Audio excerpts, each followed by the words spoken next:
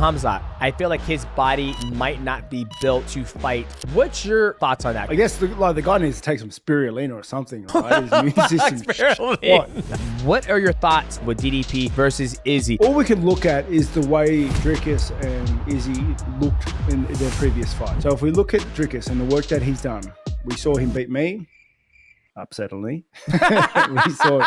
You know what I've just dove into is I'm back into Fortnite. Oh, Jesus. Oh God. Jesus. Just like ringing up the old boys. I'm like dusting off the phone like, play, we back.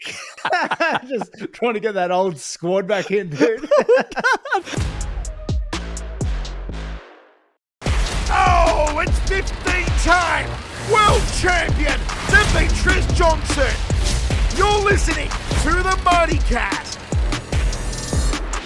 What's going on, guys? Before we get to this amazing podcast with Robert Whittaker, I want you guys to know this episode of the MightyCast is sponsored by PrizePicks. PrizePicks got an amazing offer going on right now. You play $5 and you win $50. And along with that, they also have the free square. It's pretty much free because we all know Izzy Adesanya is going to land one significant strike against DDP. And all you got to do is make another lineup to that bad boy, and boom, you win that PrizePick pick. Win or lose, doesn't matter. Enter $5 in your lineup, and PrizePick is going to give you $50 whether you win or lose.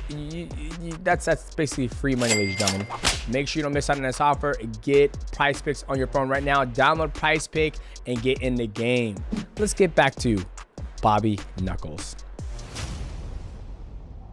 Hey, Rob. Robbie! What's good, boys? Another beautiful day. What's good in your hood, brother? Nothing, man. Just cold as shit. What you eating there, dude? I'm eating. Hey, Dude. bro, have you got a tan, bro? Yeah, I'm dark as Dude, that's wild.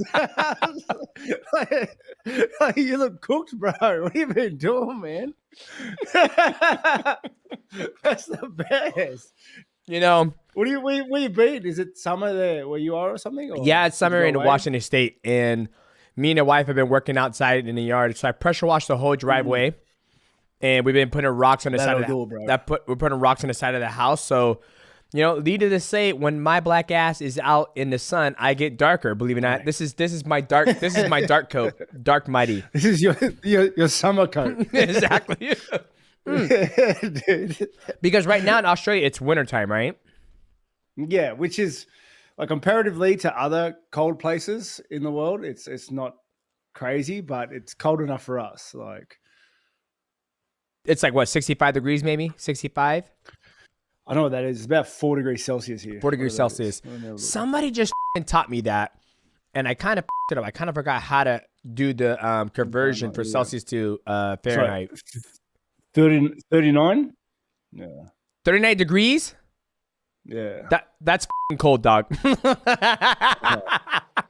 then I don't feel so weak then. Yeah. And it's like me and the family are going through this real, like, just trying to get strong, you know, just trying to get hard. So like we don't put the aircon on or anything. We just put 50 layers of clothes on.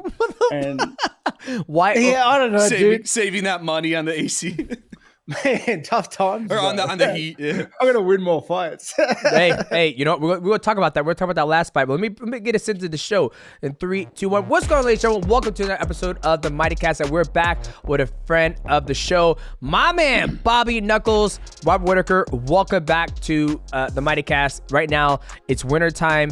You guys are trying to, you know, harden yourselves, not turn on the heat. You got all the kids wearing 15 sweaters. Why are you doing that, dog? Why are you doing that? Turn that heat up, man. Dude. Well, because my kids get really bad eczema, so we were like, let's just cut the aircon and see what happens. And mate, it's cleared it right up. Really? So, yeah, that's a tick from us. So, but you know what it's like when you cut weight as well. You start losing that body fat. Yep. I've got no insulation, so I'm just freezing 24/7. But I gotta say, I am harder for it. Damn. Okay. Are you still staying low at, you know, at fight weight, have you blown back up to your walking around rate, or you staying a little close just because you got to be? No, definitely I've blown up. Hey, that's okay, baby. You deserve it. You deserve it. Yeah, I'm about what 220 right Damn! now. I think that's my walking around weight. What's 220? Is that like 100 kilos? What's 100 kilos? That's 100 kilos. So 220. And are you in shape right now, or are you just being dad time right now? Well, primarily dad time. Okay. Okay. Like I'm training. I always train, right? But I had that. This is what we had to push the cast back so many times, is because I had a lot of problems with my teeth. Still am kind of working through it, but mate, when I get a toothache, can't chew food. Yep. All I want to do is eat thick shakes. Can't train, so I'm just being. I'm like a milkshake diet, dude. We got thick Robbie right now. That's what we got. We got thick Rob right now. And mate, my face looks like I've been mauled by a wolverine. It's you would know the Velcro on the gloves. Oh, it was like the one day I was like, let's not tape it. It'll be fine, mate. I got cross-faced across my entire face. Damn. It looks like I've been hit by a shredder, dude. Dude, the worst part about that is when you take a shower and the hot water and the soap, because you want to make sure that's like the easiest way to get an infection, right? You're training in the gym, you get the Velcro across your face, and next you got the sweat, somebody else's sweat coming on your body. And then if you don't shower right afterwards, it's like, oh, great, I have staph on my face because I got homeboy spunk in my mouth. Yeah, dude. Damn. And it's I try to explain it to people because I got home and the family's like, what happened? I was like, oh, it's just a Velcro burn. But normal people don't get Velcro burn. They don't get Velcro on the face. Yeah. The reason why I was laughing is because I just remind myself when I was doing, when I was shooting for my fights, and I'll get the Velcro burn across my face. And right when I get in the shower, I just start screaming. I'm like, That's it. Goes, what is wrong with you? And I'm like, it burns. She goes, what? When you pee, poop, what are you doing? I'm like, my face burns because I got Velcro burn. She goes, oh, stop being a baby. Suck it up and get out the shower. I'm like, all right, okay. I see where you're going with this. You should just go up to her with a big piece of Velcro. It's like, tell me how you like it. You do it now. Tell me how you feel. No, it's if anybody who's listening to this show or watching it, if you have not been Velcro burned, it's like one of the biggest pet peeves. And I hate when you spar somebody who's got some old dingy ass gloves where the Velcro doesn't go over all the way. It's just like halfway, and it's like, dog, it's like flaring up. Yeah, it's like flaring up. It's like, dog, what are we doing? Are you hurt? Like, do you need a pair of gloves? Let me talk to a sponsor so we can get you some brand new gloves. Yeah, we're gonna. Normally I tape it up. Normally I'm like, all right, let's just tape them up. But it was my fault. I was a little lazy because it always takes one person to start taping, then everybody tapes. Yep. Because they think it's like, oh, it's one of those days, huh? Rob's taping up. All right, let's tape up and get after it. No, I hear you. I've been part of that life too. I understand. Yeah, dude. Now let's go back. You just had an amazing fight. You got the fight done in the first round against Ikram. It was a late replacement, right? Like, walk me through your mindset, because the last time we had MightyCast, you were talking about fighting the boogeyman, KHAMZAT. And next thing you know, he backs out of a fight. And I think we're going to talk about what I think the problem is with his body. And I want to get your piece on that too. But walk me through you going into this fight, taking on somebody short notice, a dangerous opponent, but you got it done in the first round. Well, I guess first and foremost is I put in all that work. I said that I was training to fight like a boogeyman of the division. Like, nobody wants to fight him because of the risk to whatever it is they're doing.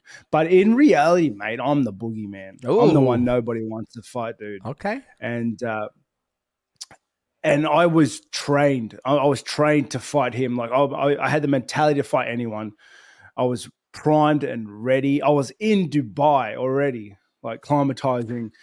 I was fighting someone, like, and the form that I felt that I was in, I would have beaten anybody that night. And I guess the stressful part was when they come to me and said, Chimaev's out. We're going to get you another name. And how long ago was that? Like, what was the time frame? So you're already in Dubai. You're climatizing. It was Thursday the week before. Thursday. So you had a week. Okay. A week and 2 days. Yeah. So it was, yeah. And there's two things. Like, the first biggest fear that I have is that the fight falls through. Yep. I'm in Dubai. I've spent heaps of money to get my team over there and through the camp, and now I'm going to head back and coach, right? That's always the fucking worst. That's always the worst. see if I can sell my tickets or something like that. Yeah. I don't know. Maybe he's trying to sell shirts at the front of the event. Yeah. I don't know. Yeah. Then secondly was like, then obviously they're just throwing names out like yada, yada, yada. And whilst I do have a mindset, a mentality of fighting anyone, the first time they throw a name at me who's like a dude I've never heard of, who's not even in the top 10, I'm like, I'm not immune to all things. I'm like, oh man, why they doing me like this? You know what I mean? Yeah. But then you got to squash that real quick. Otherwise that weakness starts to seep in. And once it takes a hold of you, it's like, you know, you get soft. And you don't want that. You don't want that. Yeah. What's going on, ladies and gentlemen? This podcast is sponsored by VIIA Hemp. Now, VIIA Hemp is a high premium hemp product company. They got products across all spectrum of hemp. I love the product so much, boys. They got the high love, get you not right feeling real good inside, make you love yourself, maybe love your loved one. This is the VIIA Revive, THC free, 90 milligrams of CBD. Had an amazing workout today, and I want to make sure I can recover for tomorrow's workout and Thursday, and we got a double on Friday. So tasty. Some of the other high premium hemp products they have is the flower with THCA. Let's pop this bad boy open. Woo! One of the cool things I love about hemp is that it comes to your door directly, discreetly. It comes in a box, hidden in a package that nobody's gonna know what it is. If you guys want to give VIIA Hemp a try, you gotta be 21 and over. Check the link in the description below. Check out the website and make sure you use my promo code MIGHTY. That'll save you up to 15% on your order. And when you guys do that, they're gonna ask you, who sent you? Let them know I sent you. Let them know the Mighty One sent you. It helps and it supports our show, the MightyCast. Shout out to VIIA Hemp for sponsoring this video. Let's get back to our guests. And then, but they gave you the name Ikram, right? Like, so they write out the whole bunch of names. They're like, okay, how about Ikram? And you're like, okay, so you had a week to prepare for. Granted, you're prepared to take on the Boogeyman, but you're the Boogeyman in the division. You get Ikram. I felt like you either studied in that week of his movement patterns, or in the middle of the fight, you saw he kept raising his legs and you were able to capitalize on that. When you changed the fight, the opponent to Ikram, were you and your team like, okay, let's watch a little bit, or are you guys like, fuck it, we're just going in there and wing it? Yeah, so I watched tape straight away, so I had something to visualize in the prep sessions leading up. Okay, but there's not a lot of footage UFC wise to see of him. Yep. And if you think I'm going to go back 10 years time and go on those dodgy streaming sites to do research on my opponent, bro, like you got another thing coming. It's not happening. So I didn't see like his previous fights to the UFC, and there wasn't a lot of tape to watch in the UFC. But I got an image, I got a vision. A good thing about the way we approach fights and the way we kind of handle ourselves in terms of game plans is, depending on who we're fighting, we manipulate the training so that we create good habits to try and capitalize on habits or idiosyncrasies that our opponents have, like certain things. So like with Chimaev, working a lot of, like, heaven forbid, it takes me down working some dars defense, because he's got a good dars. He's got long arms. Yep. Working that stand-up game, he got a really good straight 1-2. So obviously, I want to lean into either left or right. You know what I mean? Like, you can work those sort of things. But a big part of our game plan, like we have those little moments in a game plan, but the rest is all me. The rest is just you go out there and push what you're good at. And yeah, it works well when you have a late change of opponents, because the game plan doesn't change that much. Well, it felt like you took no injuries whatsoever in the fight. You got it done in the first round, and you got a knockout, a press-up knockout, and you were able to go back home not on coach. I think you and the wife and the kids stayed in Abu Dhabi a little bit longer too, correct? No, I didn't take the family this time. I just a mission, mate. Okay. I thought I saw pictures. Straight there, straight back. Okay. Well, you're complaining about, you got the team there. You're worried about going back home and coach, but I'm assuming you went back home in first class. Or you went back on coach. Business class. not Oh, first class. excuse me, not first class. Business. Okay, okay. Yeah, let's not get too ahead of ourselves. Okay. Now let's go back and talk about your previous opponent you were supposed to fight, Khamzat. I am under.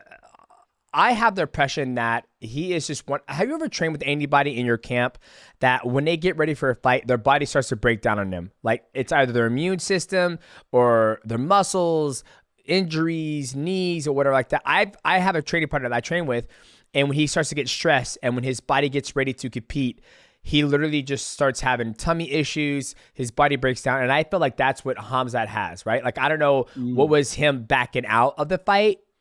It's not my business, but when I look at him, I feel like this is a recurring thing that each time he gets ready to fight, the man gets hives, the man gets sick, the man gets injured. I feel like his body might not be built to fight or cut weight to 185, right? Because he was making 170, at 185. What's your, thoughts on that? Because I feel he might be one of those athletes. It's like Abraham Lincoln. I forget his name. Zabit. He a great athlete, but he had some medical issues that wouldn't allow him to compete anymore, so he retired. I feel like Khamzat might be one of those athletes as well.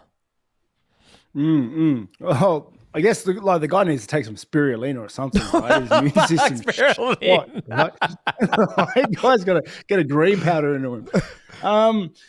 It may be. I do have guys in the gym that train so much, and then when a fight comes on, they start to think about the fight. They train even harder and longer sessions and more sessions and don't rest properly. And then they start to cut the calories, and then, they're feeling weak and lethargic, and they're overtraining, and it starts to snowball from there. And that could be, one of the reasons why he gets crook.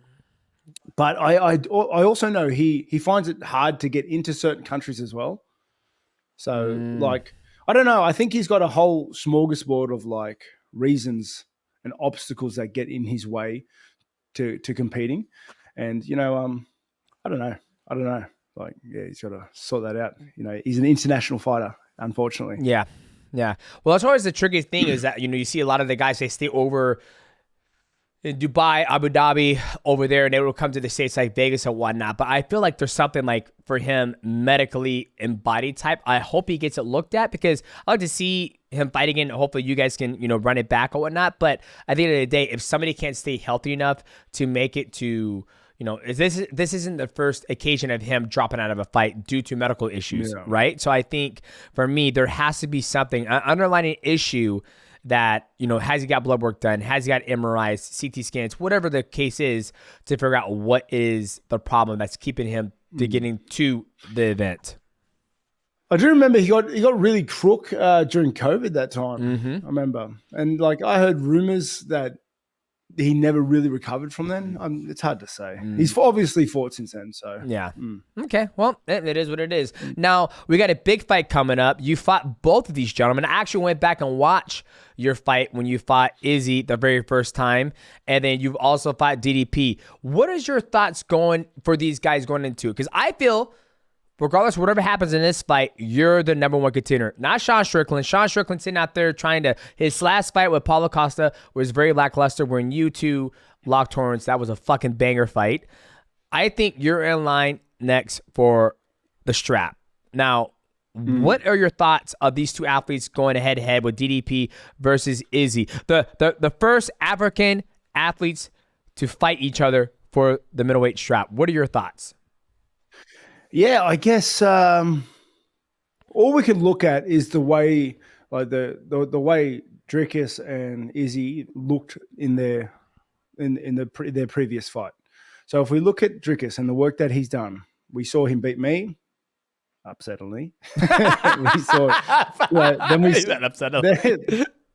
Then we saw him fight Strickland, and the way he fought Strickland, I thought was very impressive, especially when his next opponent is Izzy's, because he was able to walk almost like the way Bilal walked through Leon's punches on the weekend. We saw him just bite down on the mouth guard and be very willing to enter that firefight range, that phone booth. We call it the void. To land shots.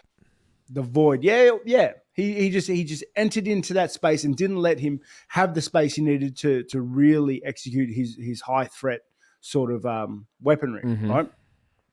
And that more or less, to a degree, shut Strickland's approach down, because that's exactly what Strickland likes to do. He likes to close that gap, stay inside the spacing of like that threat range, and just wear on people's mentality and cardio until he starts landing shots and it snowballs, right? Yep.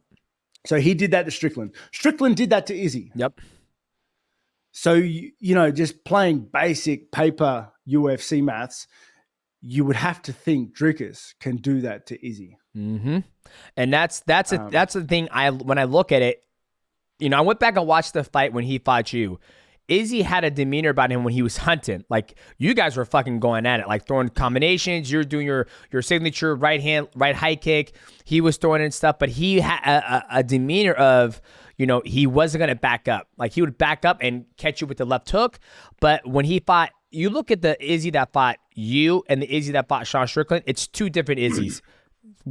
Two different ones, right? Where, like you said, if DDP and Sean Strickland can walk down Izzy in the void and put him in that pressure where he can't really get his chance to get his rocks off, then I think Izzy's going to succumb to DDP beating him. But when I had Izzy and I talked to him, I was like, dog, you got to fucking force that fight. You got to force the clinch, got to force the wrestling. It might not be your strong suit, but it's something you could throw in the puzzle in the game to mix it up. Kind of like what you do. Like, you move around and you do your in and out, your karate stance. You do the jump kick to the calf. And if you need to, you do a double leg takedown if you need to. But lately, you've been standing and fucking banging, dog. So you have, like, usually you're like, oh, I'm going to do a little takedown. Lately, you just be like, nah, fuck it. I'm going to get in the middle octagon and just fight.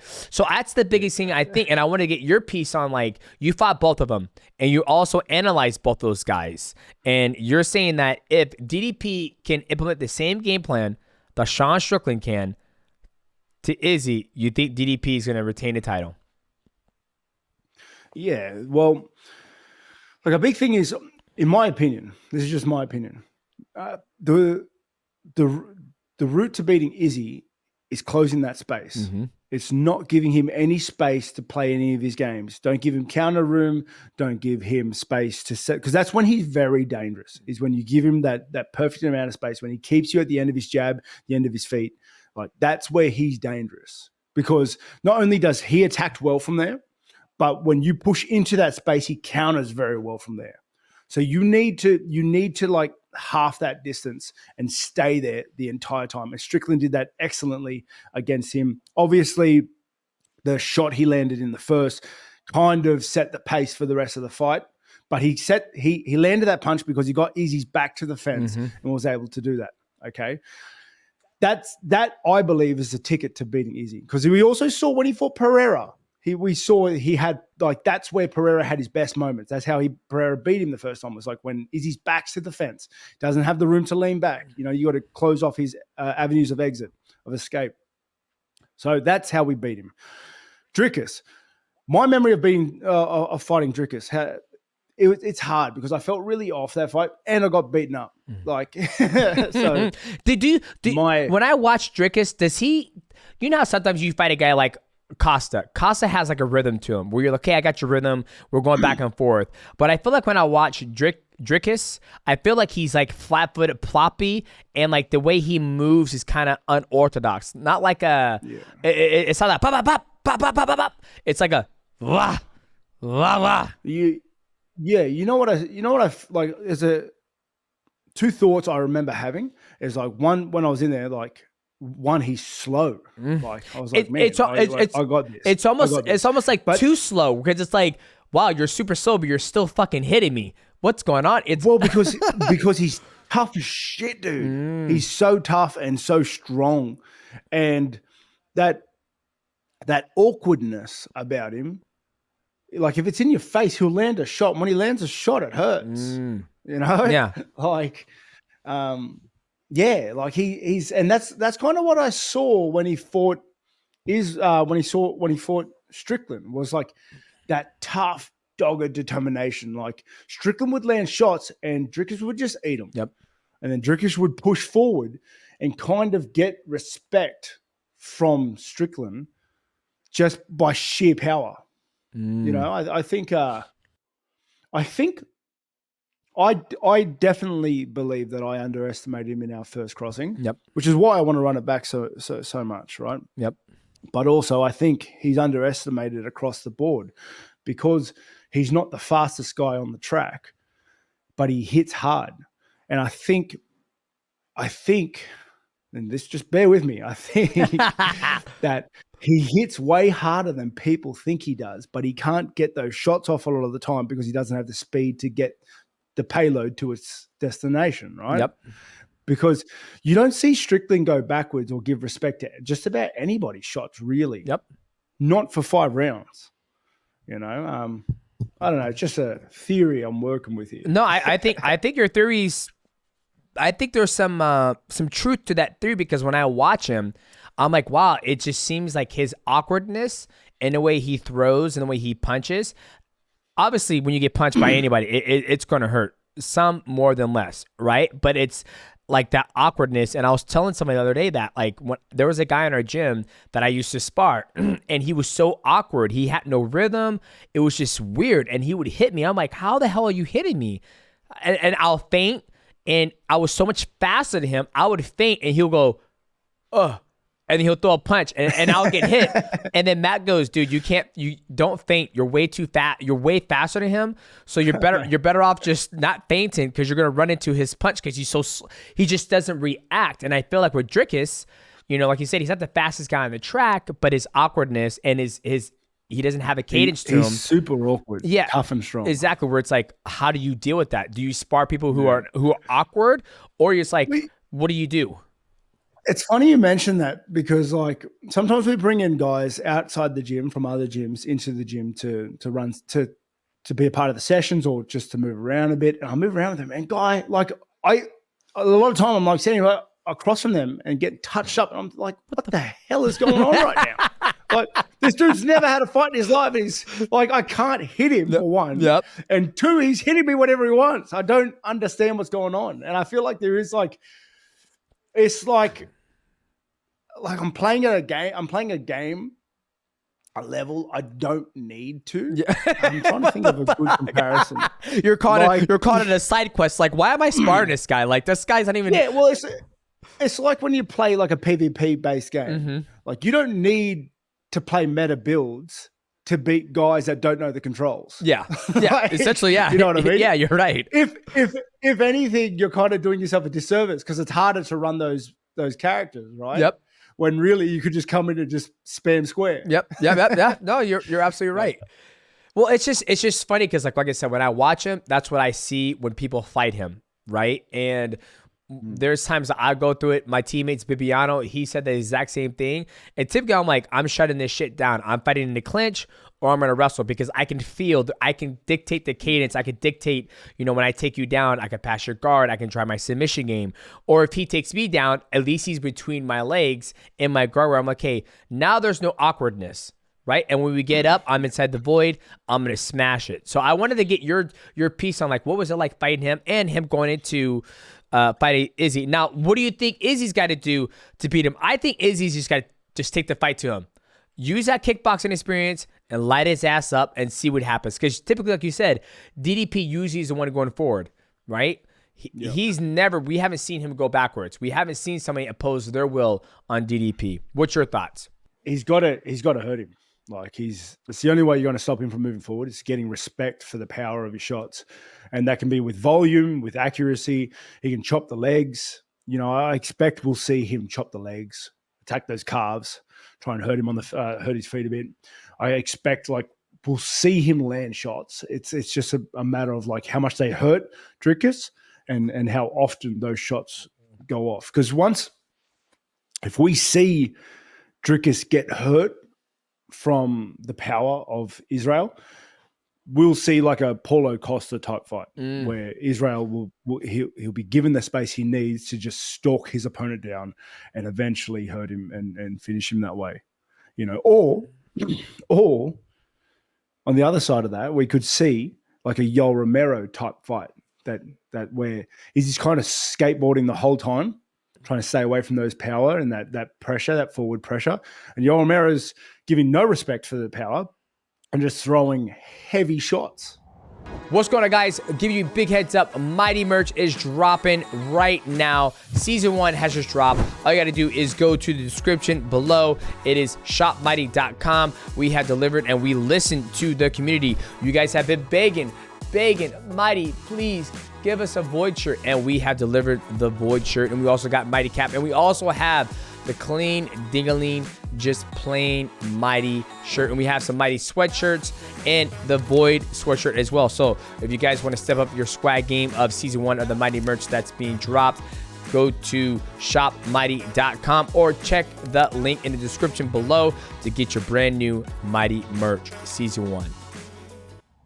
This is why I think you've had such a great long career. Right? Like you're 220, you're happy, you're being dad. I hear your kids in the background running around, enjoying life. It's summertime. It's wintertime. The kids are in school right now, or are they out of school? Yeah, they're in school.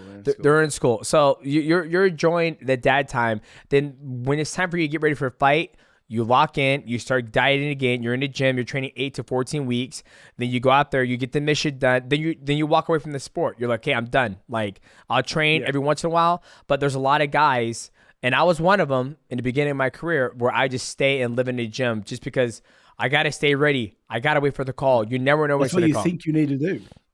Yeah, that's what you think you need to do. Yeah. But then you get burnt out. You see a lot of guys get burnt out where it's like, it was a good performance, but I've been in the gym for 25 weeks. Yeah.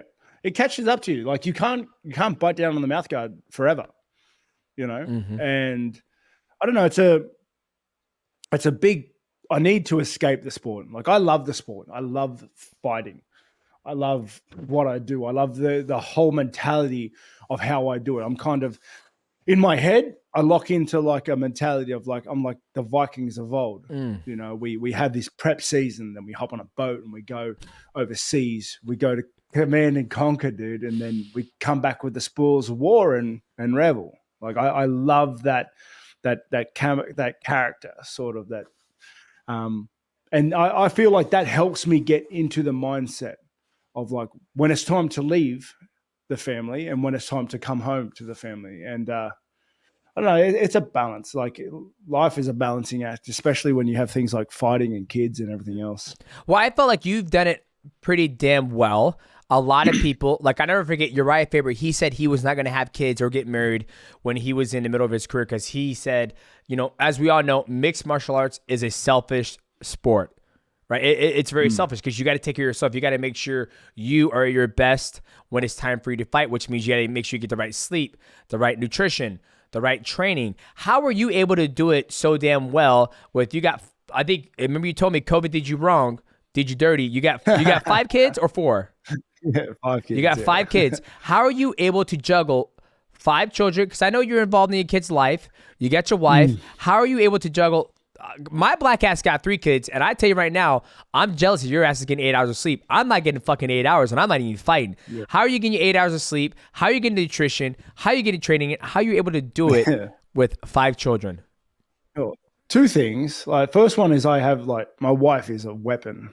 So she grew up doing elite sports. So she understands the sacrifice that is needed when I'm in camp. Like she gets it. She understands I need sleep. She understands that I need to eat. Like I cook for myself. She understands that like I'm tired between sessions. And like honestly, and I've been with her for like 20 years. So like before I was even competing. So she is a big point of my success for sure. Hands down. She's also the one that keeps me humble. You know, like, how does she do that? And you come home from I get it. You come home from Abu Dhabi, man. I fucking kicked his ass in the first round. You ain't shit. You ain't shit. Yeah, dude. And so she's a massive piece of the puzzle. But the next one is like kids make you stronger, man.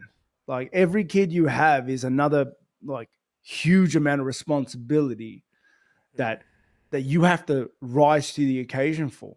Like I need to be 5 times as strong as I did with before them, you know? And they're a huge driving point on like, that's how I cross the line a lot of the times. Like when I'm behind you get it. Like when you're behind the black curtain, I'm thinking to myself, like, why the hell am I doing this? Like I feel sick out of my mind. I've done 400 nervous shits. Yeah. Like, you know, my ass is red raw, dude. Like I'm dying over here. And the one thing that I can think of is like my kids are watching. It's time to earn bread. Like time to show like how daddy earns bread. I fucking love that. That's when last time I fought, I was in Colorado, and that was my last fight when my kids and my wife were there. It was my first time my kids got to see me fight live. And on Law, he goes, man, you ready to go out there and put on a show for the crowd? I was like, man, fuck that. I was like, I'm here to collect a check and feed these fucking kids at home. I got time to entertain. I'll entertain the crowd while I'm whooping ass while I'm trying to earn this check. And I've always had the same mindset, and I'll never forget, like, when I get ready for my fights, that chick, I know you know who she is. She goes, okay, we're walking in 10. It's 7. I was like, oh shit, here we go. Let's. The nerves start to hit, and then you go out there, and like you say, you got to earn that money for the family, and I love that. Yeah, man. Fuck, you get it. What's the one thing I was going to ask you about? How much longer do you want to fight? You've been fighting for a very long time. You've been very successful in your career. What are other avenues are you looking to do to? We're all going to retire one day, right? And as right now, the volume of money you're coming in, right? You fight, you probably get 6 figures. Then after that, you probably wait 4 to 6 months. Then you fight again, another 6 figures. Eventually, those big ass checks, as my CPA said, the volume of money coming in is going to be not the same, right? Have you started focusing on other things outside of mixed martial arts? Like, I know you got a podcast. Is there anything else? Like, are you investing your money in companies or anything like that? Like, for me, to be transparent, I have investments in Quantum Energy Squares. I have Portable Consultants. I have Izzy Can. I have this podcast. What are other things that you do besides the family, the kids, and fighting that you're trying to set yourself up after you're done fighting? Yeah, well, a big part is like I have the gym, Gracie Jiu-Jitsu Meet and Grange. Shout out. I got the guys there. That's where obviously I do all of my training, but it's also where my kids train. It's like the culture there is just something that's been built up from the ground up, and it is amazing. So I have the gym that I'm looking to spend more time in, less of an athlete, more of like a member post career. I'm thinking about wrapping it up around 36. That's what, two and a half years. Okay. Because I feel like 36 is a good age to like really have a solid crack at something else, whatever it is I want to do. You know? Yeah. Yep. No, go ahead. I was going to say something. I want you to continue. I guess like I do the normal things. So like I save more than I spend. I look to buy land and investment properties whenever I can afford it. I'm looking to still push my dreams ahead. I'm not really moving into anything that I need to dedicate too much focus towards, because I do believe that everything you do that isn't fighting takes away a little bit of that mental mind space you have, and you don't have a lot of it. And I've tried juggling things in the past, especially around that Dricuss fight was a time I tried juggling another business at the same time. And even if you're not actively thinking about it, that little bit of reserve space that is taken up by your company is there. So I since then I've since that loss, because MMA is demanding. Yep. Competition at this level is demanding. And if you're not willing to give everything you have for it, your opponent is, and that's when you'll lose. And I can't let myself down like that, not while I'm competing. I'm not playing games, So I really do make a conscious effort on pushing back a lot of stuff. Well, that's good, because that's good that you realize that, because a lot of athletes, they don't do that. Right. Some athletes, like for me, I was always able to juggle it. I felt like it actually made me better. Like I would win a fight, I'll come home, I was like, I got to pressure wash the fence because the HOA's on my ass. And then it's like, I'm trying to buy this house, I'm trying to do this and this and this. And I'm so busy that when I would go to the gym and get away from the wife and the children and my responsibilities or other shit, it was like, oh, I don't have to think about that. Then once I got done training, it was boom, right back to all the business side of things. But a lot of people, they can't juggle that, right? Like I know a couple of my training partners at a higher level, they're like, dude, I got to make sure, I'm so stressed out, I hope this deal goes through. and the next thing you know, they get knocked out. Like T Wood is a good example. Tyron Woodley, I never forget when we both fought on the same card, UFC 174 in Canada. He was like, man, he lost the fight to Rory McDonald, but he's like, dog, I made $90,000 in sponsorships. And I was like, but you still lost the fucking fight, T Wood. He goes, I don't give a fuck. I don't give a fuck. I got all this money. I was like, you do got more money than I did, and I'm the champion. Ain't that some shit? Yeah, it's it's very. I don't think you can think like that though. It's like how much would you pay to lose? And if you and if you have a price, then I think you're in the wrong sport. Well, I don't think I don't think he had a price to lose. I don't want to say that. I just think a lot of us athletes, at the end of the day, the name of the game is to make as much money as possible. Right? Because obviously, I think Floyd Mayweather said it best. Legacy belts don't pay bills. Right? That's why he's still doing expeditions. Granted, he doesn't need to fight. I think he fights just for the fun of it. But when he says that, it makes sense. And so for me, looking at hindsight back when T was doing that, he was more focused on making money. And so his performance suffered from that. Right? And I'm saying it's good that you are like, dude, I'm 30. I got 2 more years. I want to make as much money as possible. Once I'm done, now I'll put my effort into whatever it is. And I know I would be successful because all my effort is into this. And in the gym, my wife and kids, there's no way you can fail. Yeah, exactly. And you know what? Earlier on in my career, that was a big driving point of me, on myself as well. It's like, how much did I earn? How much am I going to make this fight? Because it is like early on in like UFC careers, you are just living paycheck to paycheck. Yep. Yeah, you are. You are.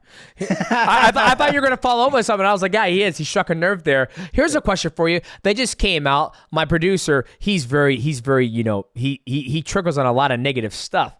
Now, the last bonuses of UFC 304 was 100,000.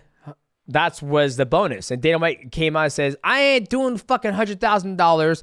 And then somebody did a poll and they're like, okay, everyone wants to talk about fucking inflation, right? What? The $50,000 bonuses were around, I was in the UFC 2011, and even to this day, you fast forward to 2024, the bonuses are still $50,000. Granted, the company's worth probably $4 billion or maybe $12 billion. They're about to sign a new TV deal. What are your thoughts? Do you think the bonuses should be more than $50,000, or do you think $50,000 is pretty fair? And we'll have Michael Wandover tune in as well to give his piece. But I want to get your thoughts on the $50,000. Dana White said he ain't gonna do it no more. And if he said, and here's the thing too, he said it doesn't matter how much the bonuses are, people don't get excited to fight. So then why? I mean, then obviously, do you think there's a difference when somebody has the win and show bonus? Right? What's your thoughts on that, Rob? That's a deep discussion. It's tricky. I think we got time for it. If you got time. Yeah. it's hard because actually, you know what? Can I go bathroom quickly? Yes, go ahead. Michael, jump back on here. He's got to go pee. I like how you bring up fighter pain. It's like, I got to go to the bathroom. 5 minutes later. What are your thoughts on that, Rob? Well, it's a hard topic to broach on because it kind of moves into like that fighter pay area, and I try to stay clear of that. Okay. I don't want you. Okay, don't bite the hand that feeds you. I don't want you. You got 5 kids to feed. All right. Yeah, but I will say I think one possible answer is I don't think no one fights harder for a bonus. Yeah. Like no. They're like you could come in and say, if you fight your hardest, I'll give you $10 million. Like, I was already going to do it. Yep. Like, yep, exactly. Like I'm fighting at maximum anyway, right? But so I think, like, realistically, the only answer, or a good answer to this problem we're having, is more bonuses. I think maybe like increasing the amount of performance bonuses would be cool, because there are a lot of guys on the Facebook cards, they're getting 20K to show up and put on a banging fight, the best performance you've ever seen. And giving them 50K would literally change their life. 1,000%. Like, whereas like a lot of the time the guys that are winning the bonuses are like your Perez at the top. It's like me at the top. It's usually you're like three top fights because they're at a level that they're just crushing it, and that like those they're just the high level, and that kind of kills the opportunity for these guys that are putting on amazing performances on Facebook fights or early prelims. And I think to counter, and we're also like a 50K deal for the main event, bonus for the main event isn't always the be all end all. Yep. Right. So I think maybe an idea is to increase the amount of bonuses. So maybe so instead of giving 100,000 or 100,000 bonus, hey, we're going to do 50,000 more. So 300,000 is the bonus pool. We're going to do $100,000. Let's do $150,000 for the main card only, then $150K for the prelims and the early prelims. Is what you're getting at? Yeah, I think it's just like because it should just be like if you perform well and you put on a killer of a show, and like the crowd can see that and Dana White can see that, I think like a 50K bonus should be on the table. Yeah. Like for anyone at any point, for any amount of fighters. Like I think it's gotcha. a good incentive. I see what you mean. You're saying that whether there is going to be a cap of how many performance bonuses, but let's say the whole card, no finishes, it was just shit show, I ain't giving out no fucking bonuses this time. That was bullshit. That you guys didn't fight for shit. Then let's say like UFC, the next UFC, everybody it was all bangers, just from start to finish after finish after finish. Dana was like, congrats everybody, you're all getting an extra $50,000 bonus. Yeah, like because what does that look like for the UFC? It's like a $500 to $1 million. Yeah, extra. When we when you're worth 12 billion, you got the pay-per-view. It's like, shit. It's a tax write-off. Don't worry, guys. You guys are all fine. You guys are all good. Yeah, and it's like I said, like the first 6 fights of the nights, that's like life-changing money. Yeah, it is 50,000. I remember when I first started fighting, paycheck fighting Kid Yamamoto, 5,000 to show, 5,000 to win. If I'd have got 50,000, 55K, that could have. I think I would have quit my job a lot sooner than that. When I got my first bonus, dude, it was like Christmas, my birthday rolled in one. It was like the best day of my life. Okay, just a couple more and I'll let you go. I hear the kids are coming. What are your thoughts on the UFC Sphere? Like an amazing event. They just announced the headliner, Merab taking on Sean O'Malley. Don't really care about, like, I don't want to get your thoughts on Sean and Merab, but just your thoughts on like this amazing event being done in Sphere. The tickets I saw today, $3,000 for one ticket, and I don't know if that's nosebleed or the very, very, very front, but $3,000. What's your thoughts on the UFC Noches, the Sphere?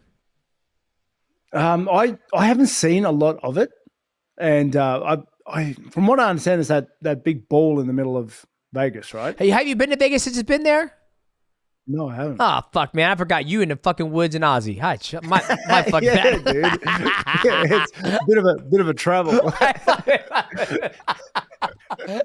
Now, do you like fighting in like Abu Dhabi? Because for me, I love fighting in Vegas. There's no taxes, anything like that. Yeah. But in order for you to come over here, you're gonna have to pay that what's that tax? International foreign tax. The foreign tax. Now, I'm right at you. Yeah. Now, do you prefer just to fight in Australia? Like, if you could fight in Australia for the rest of your life, would you do it? Yes. Okay. All right, ladies and gentlemen, we're going to get Michael in here. I don't have to answer any more questions. I love this man. Michael, what do you got? Yeah, hey, Rob. So my question is, we, of course, got the rebooked fight, you versus KHAMZAT CHIMAEV, UFC 308 in Abu Dhabi in October. What was your mentality accepting that challenge for the second time instead of waiting it out for a title shot against the winner of Israel Adesanya, Dricuss du Plessis at UFC 305? Because I feel like you had as good of a shot as anyone to play the game that Sean Strickland wants to play, right? I'm going to sit it out, I'm going to wait it out, and I'm going to get a title shot. What was your mentality of, no, I'm going to get a fight in before the end of the year. I'm going to face the boogeyman in KHAMZAT CHIMAEV to earn that title shot. What was your mentality? my mentality is I want to fight by the end of the year. You know, if they give me a title fight next, I would be happy. And like if the fight with Dricuss and Adesanya were to happen, and then they say, hey, wait until next year and you can fight for the title, I'd wait. Like, what's an extra couple months, right? Because it's a title fight. Yep. But if there were no, like, I don't really care. It's like I'm gonna fight one way or another, and yeah, like winning pushes me towards my goals anyway, and I don't fight to lose. So yep. Yeah. What's been your take on some of the stuff that Sean's put out there? Because he is very adamant about, I'm not fighting, I'm not going against Whittaker. And being honest, from the outside looking in, it's like, are you a little scared to fight Whittaker? Like, I would love to see the fight. I'm just speaking from a fan's perspective, but what's your take on some of the stuff that he's saying? I don't really pay too much attention to what he says, because he says a lot of crazy crap. I guess I don't know. And you can never really look into too much on what fighters say, because they say one thing and then do another. Like Adesanya he said he's out till 2030 or some crap like that. And like, look at him, he's back for a title in August. And Strickland's done heaps of stuff where he's not fighting this dude and then he's punching on the week after. You know, it's hard to say. Like, I don't look into it. I don't look into it at all. You know, the UFC will come with names, and he'll either say yes or no, or I'll say yes or no, and yeah, the rest is history. My man Bobby's at Viking. He's out in the middle of in Australia in the woods, chopping fucking wood, trying to keep his family warm. Then a fucking crow. He doesn't even jump on the internet. A crow comes to him. A raven comes with a note full of fucking lists. And you're like, I must go, my love. I'll let you know when I'm back. Roll the fuck up, jump on your horse. Yeah! And just fucking right out to the gym. He don't have no Twitter, no Instagram. He ain't seen the fucking sphere yet. He ain't worried about people taking on Twitter and Instagram. Fucking love it. Rob, man, you're always a treat to have on, brother. Always thank you so much for giving the time. I'm sorry about your teeth. I hope the wisdom teeth that passes. I'm blessed I don't have to get my wisdom teeth out, but this is your opportunity to let people know where they can find you. I know you got the podcast going on. I haven't got my invite to come on there and hang out with you guys. What can they do? Where the fans can find you to support you? So obviously all my socials, Rob Whittaker MMA, but also like we haven't done the guests. We haven't started guest episodes yet. Okay, We've only actually just started picking back up, because obviously with all the tooth stuff after coming back, it is a bit of a delay. So MMArcade is, you can find us on YouTube, Spotify, and all the other things. Otherwise, yeah, you'll see me around. You'll have me back, I'm sure. Yep, I will have you back. What's up, Michael? Yeah, and one final thing. I don't know if you said it earlier or not, but just your prediction, if you had to say, Israel Adesanya, Dricuss du Plessis, UFC 305, who you got? Dricuss by decision, what? I reckon. His black ass better not lose again. I'll tell you that right now. I think it's you and him are probably my two favorite in the middleweight division. Yeah, other than that, I don't have any, like, I'm not a fanboy of anybody else. So yeah, it's you two are my favorite, because you guys are both gamers, birth nerds, or whatnot. So all right, we're gonna see. Are you gonna go there or no?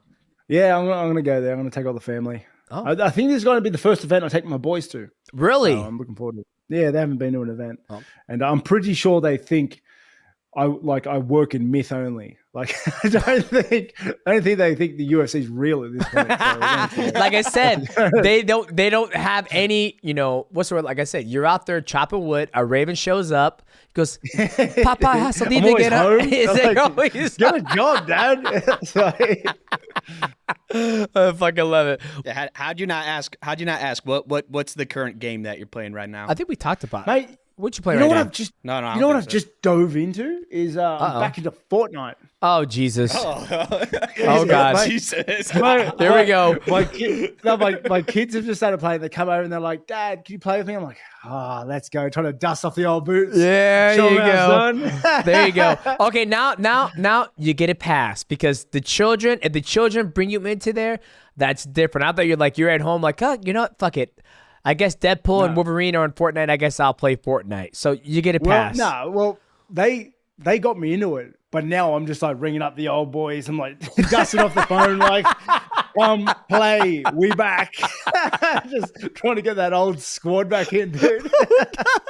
Well, it's funny because my kids, they just added Cody Rhodes and Rhea Ripley in Call of Duty, and so I come downstairs and Tyron's like, "Hey, Dad, hey, I need $20." Like, you got $20? You just had a birthday.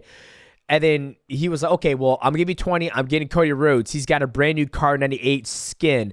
And then my middle son, Maverick, he goes, I'm getting it too because I want Cody Rhodes. And now they're like, Dad, when are you going to play Call of Duty with us? And I was like, you guys are using my account. I have to get a brand new account, brand new skins. So I haven't got to that point yet, but I can understand your kids dragging you back into Fortnite. I respect it. Yep. Bro, there's like, when we play, we're like a full squad of just like Meta Bob 1, 2, 3, 4. Because it's like my Xbox account, my PlayStation account, my PC account. It's the best, dude. It's all Rob Whittaker 1, Rob Whittaker 2, Bobby Knuckles 1, Bobby Knuckles 2. It's great. It's great, dude. Oh, I fucking love that. Oh, all right, man. Well, next time we're talking about more gaming. I don't want to take too much of your time, and we could do a whole podcast about gaming and what to look forward to. Yeah, we should. We should. You just Yeah, that's your podcast. Yeah, I'm gonna bring you in. Dude, so we can do that. All right, guys. We'll let you out, Rob. Thank you, man. Appreciate you joining the show. Ladies and gentlemen, if you enjoyed this, make sure you like, subscribe, and also hit the bell to never go live. And we'll see you guys at the next episode of the MightyCast. What's going on, ladies and gentlemen? Welcome back to another episode of Mighty Recap. And this is basically where we recap everything we just went through with one of our friendly guests of the show, a recurring guest of the show, Bobby Knuckles, Robert Whittaker. Always enjoy having him on here, man. You know, at one point in time, Robert Whittaker was the boogeyman of the division. No one wanted to fight him. He is very cerebral. He beats people. And I feel this is the right time for him to be at his best game, right? Because you think about it, he just beat Paulo Costa. He just beat, what was he doing? He just beat Ikram. Didn't take any damage. And obviously he's been having a lot of dental work being done to his mouth, but he's ready to go. He's going to be taking on KHAMZAT. I can't remember what card it is. It's in Abu Dhabi, which is going to be a sick card.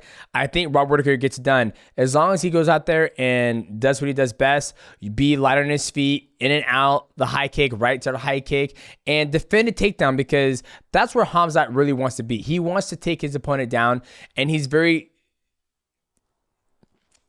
deliberate. Like, he does not stop. He wants to execute that takedown, and once he gets the takedown, Robert Whittaker's going to have to get himself back up. Now, this is an amazing fight. This is for the number one contendership fight. You know, you have Sean Strickland out there saying that he deserves the next title shot, but Sean Strickland doesn't want to put, you know, Robert to the road. He doesn't want to work for it.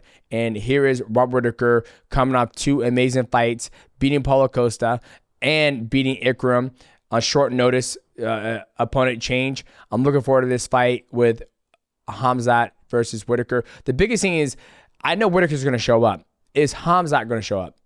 Right? Is KHAMZAT going to show up? If he doesn't show up again, then there's nothing, nothing can be done. Whittaker gets the opportunity to fight for the belt next, and I think that's how you do it. Obviously, the winner of DDP versus Izzy, and can get the winner of Robert Whittaker versus KHAMZAT. Yeah, and I do want to say that one thing we mentioned, and just to not to change subjects, but we have this card, UFC 305 this weekend in Perth, Australia, right?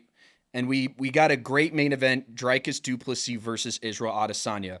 But if there's one gripe that I can have, the co-main event should have been Robert Whittaker versus Sean Strickland. There is zero logic that we did not get that matchup. What happened to when you look at the UFC rankings, it's 3 versus 1. Why are we having it where you sit out and then you get a title shot? It doesn't make sense to me. Am I wrong, DJ? I mean, I don't think you're wrong, but I think at the end of the day, I mean, you're having somebody who just came off a loss, right? Izzy's getting a title shot off a loss. Last time we saw Izzy in the fight is when he got dismantled by Sean Strickland. DDP has gone off and fought Sean Strickland, beating Sean Strickland, and now you have, as you told me, the champion versus number 3. Who's number 2 right now? No. I think you got confused with what I'm saying. The main event is great. My point is that the co-main event should be number 1 ranked Sean Strickland versus number 3 Robert versus Whittaker. That's the old school UFC, right? You have the main event and then the number 1 contenders, because people are wondering, why are these cards getting watered down? This is it. We're, instead of seeing Robert Whittaker versus Sean Strickland, which makes all the sense in the world, we're going to just have the DDP versus Izzy, and then whoever wins is going to be whoever the UFC just prefers. Let's say they're in a Sean Strickland mood, then they're like, let's do a rematch with Sean Strickland. If they're in the Whittaker mood, then they'll do Whittaker. Why are we not getting and this isn't Whittaker's. Whittaker will fight anyone. It's like you said, he send him anything. This is not me saying Whittaker. This is clearly a little bit coming more on the Sean Strickland side, that I would have loved to see that fight on, especially of course coming from Whittaker, who lives in the area. It made all the sense in the world, and then we're not getting it. It's a miss for me. I have to voice that. Well, I think another thing you have to take into consideration is, time frame for Whittaker. Same thing for Sean Strickland. We obviously know Sean Strickland, he hasn't fought in a long time, so there's no excuse for him besides him saying like, I'm not fighting unless it's for the title. Then the second thing is like, obviously Robert Whittaker has all the dental work he's got to get done. He's up to 220. And he just fought 6 weeks ago against Ikram. Could he have done a quick turnaround? Possibly. But I think sometimes the UFC, you got to think, they have so many cards that they have to fill up with banger fights, with at least a main event. So if they were to burn, you have Izzy versus DDP. And then let's say right after that, you do Strickland versus Robert Whittaker. That Strickland versus Robert Whittaker can headline a main event of a UFC card. I mean, that's maybe not great. A pay-per-view. I like how you're coming from this vantage point of like the businessman, and you're 100% right with what you're saying. I mean, that's if they did Whittaker versus Sean Strickland on like an ABC fight night, let's say, like that's an outstanding fight night main event. So and that's going to sell out. If that was the main event in any city, in the world, you're going to sell out that for a fight night. So yeah. Yeah, and like I said, that's the reason I'm looking at it a business standpoint is because that's why I think the UFC hasn't made that matchup because I agree with you. Back in the day, it would be okay. You would have Thiago Alves taking on GSP for the title, and then then the co-main event would be fucking like Josh Koscheck versus Tyron Woodley, and then you would know whoever won that fight. Tyron Woodley beats Josh Koscheck. He beats him. He's in the outside of the octagon watching the fight. His next opponent, which would be the winner of GSP versus whoever the fuck I just said. I forgot the name I just said. But that is what I mean. We don't have that same thing nowadays, right? It's like, for example, we have Diego Lopez taking on Brian Ortega at UFC Noches. And then a couple months later, you have Ilia Topuria taking on Max Holloway. When they obviously could have hold that fight for the Ilia Topuria versus Max Holloway, right? Have that be the co-main event. That way okay, both guys are fighting. The winner of the Diego Lopez versus Brian Ortega is going to fight the winner of Ilia Topuria versus Max Holloway. And it's also good for marketing because it's like, hey, you're tuning in already. You bought the pay-per-view to see the featherweight champion fight. And guess what?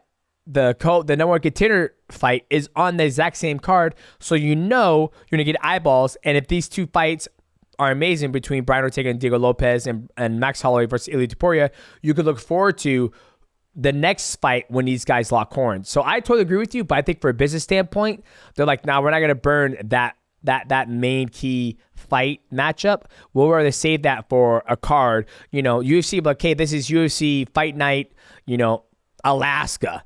And main event, Sean Strickland versus Robert Whittaker. And then they can just fill the whole undercard with a whole bunch of fucking fillers. We can always get MMA Guru's hindsight on this. He's very good about that. But once again, as we were talking earlier in the show, we don't know the logistics of KHAMZAT. He can't fight in the States. So that puts a fucking, like you're talking about this on one of the MightyCasts before, like the guy can't fight in the States. He's got to sit there and wait for an Abu Dhabi. Granted, Turkey is trying to bring more fights to that side of the world, but it's just a hard thing to sit here and wait. There's so many fight cards. They're going to Utah. They're going to Vegas. They're going to Seattle. They're going to California. Like, to wait for they to come back overseas, it's just a shitty boat to be in, I feel like.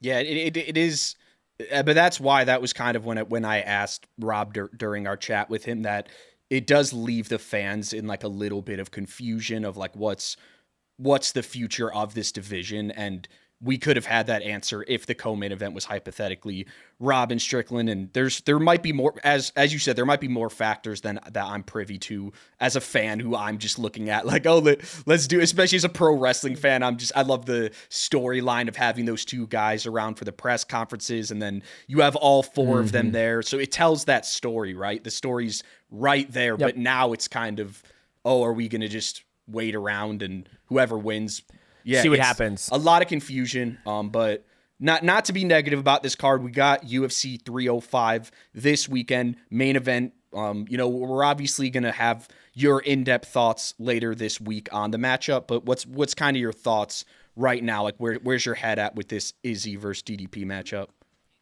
Izzy better whoop his fucking ass. That's where my head's at. That's all I'm going to say. Izzy better whoop his ass. I mean, Izzy is probably one of the best athletes to come into mixed martial arts with that long, extensive kickboxing background. He talked about it on the last MightyCast. If you guys haven't heard the Izzy MightyCast, go listen to it. It's probably one of our biggest MightyCasts ever.